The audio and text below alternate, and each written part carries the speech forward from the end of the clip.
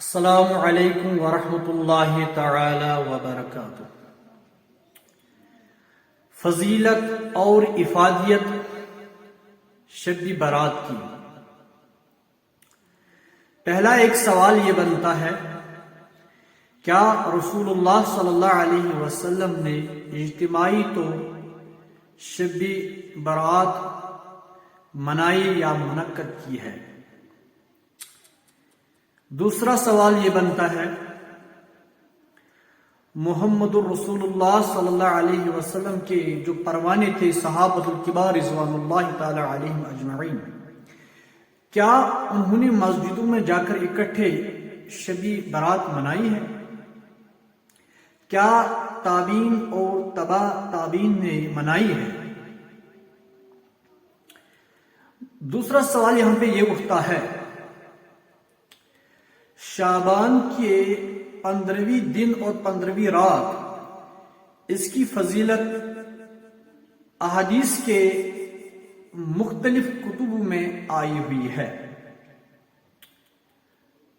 ایک حدیث مبارک ہے، سیدنا علی رضی اللہ تعالیٰ عنہ روایت کرتے ہیں، فرمایا محمد رسول اللہ صلی اللہ علیہ وسلم نے اللہ تعالیٰ 15ویں شعبان کے نصف رات کو آسمانی اول کی طرف آتے ہیں اور پوری رعایت کی طرف سے ایک ندا مارتے ہیں، ہے کوئی مانگنے والا؟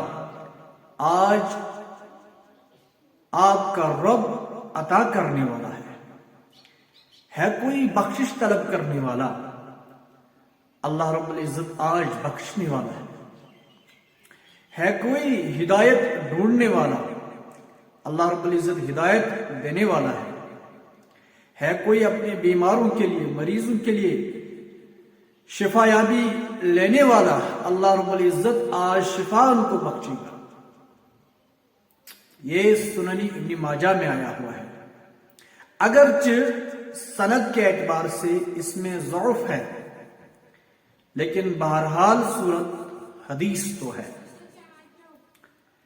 اور دوسرے ایک حدیث میں فرمایا محمد رسول اللہ صلی اللہ علیہ وسلم نے، راوی فرماتے ہیں 15ویں شعبان کی رات کو سیدنا عائشہ صدیقہ رضی اللہ تعالیٰ عنہ کے حجر مبارک میں محمد رسول اللہ صلی اللہ علیہ وسلم کو گزارنی تھی۔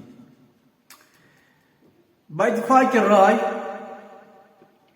یعنی کہ رات کی درمیانی حصے کو عائشہ صدیقہ رضی اللہ تعالیٰ عنہ نے محمد رسول اللہ صلی اللہ علیہ وسلم کو اپنے بستر مبارک میں نہ پایا، تو وہ گھبرا گئی تو بقی کی طرف چلی گئی، وہاں دیکھا محمد رسول اللہ صلی اللہ علیہ وسلم اپنی ذات کے لیے اور اموات کے لیے اور پوری امت کے لیے اللہ رب العزت سے مغفرت کی درخواست کر رہی تھی۔ اس اعتبار سے اس رات کی فضیلت تو ہے، لیکن مجموعی طور یہ منانا علماء اسلام کے نقطہ نظر سے درست نہیں ہے۔ ہاں، تلاوت کرنی ہے، ذکر و اذکار کرنا ہے، یا اللہ رب العزت کی حمد خوانی یا نوافل اور سنن ادا کرنے ہیں، اس میں کوئی حرج نہیں ہے۔ مخصوص کے طور پر کوئی عبادت کرنا یا بالکل سنت اور واجب سمجھ کر، یہ بھی علماء اسلام نے لکھا ہے، ایسا کچھ بھی درست نہیں ہے۔ ہاں، انفرادی اعتبار سے انسان جتنا کچھ چاہے، ان احادیث کے پس منظر نقطہ نظر کو سامنے رکھتے ہوئے انسان کو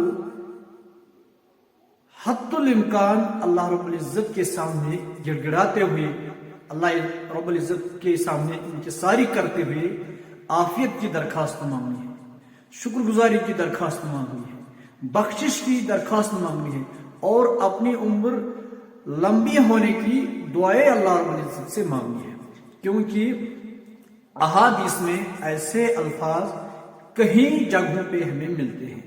لہذا اللہ رب العزت امت مسلمہ صلی اللہ علیہ وسلم کو اتحاد پہ رکھے، اور امت کے جو امت میں مسائل جن میں آج امت الجھی ہوئی ہے، اللہ رب العزت ان مسائل سے امت کو ہر اعتبار سے دور رکھے اور امت کو اجتہاد کی راہ پہ رکھے۔ وَاعْتَصِمُوا بِحَبْلِ اللَّهِ جَمِيعًا وَلَا تَفَرَّقُوا۔ ہمارا قرآن، ہمارا قبلہ، ہمارا رسول محمد رسول اللہ صلی اللہ علیہ وسلم ایک ہی ہے، لہذا ہمیں اللہ کی ذات پہ یقین ہوتے ہوئے اللہ